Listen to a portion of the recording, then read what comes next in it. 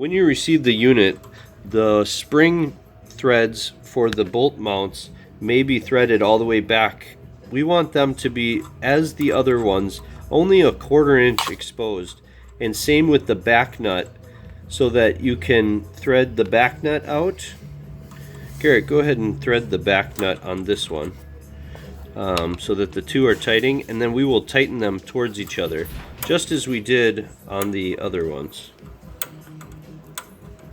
So see how he threaded that to encapsulate the spring, and now he'll take two number 10 with only a 1/4 inch exposed of thread on the outside to tighten them towards each other. This can get a little tight fit. Go ahead and tighten those back at each other. So he'll get one wrench on and then the other wrench on, so that the two are tight at each other and are basically locking each other in place, encapsulating the center of the spring. Ooh, there we go.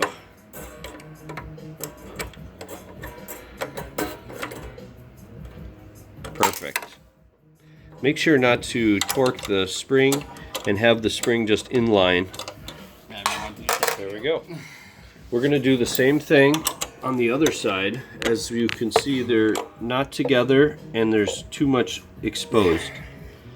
After we get both of these with a finished product of this, where there's a small amount of thread and just the spring tightened in between, then we will do the same here, lock these two together, and then install it like this.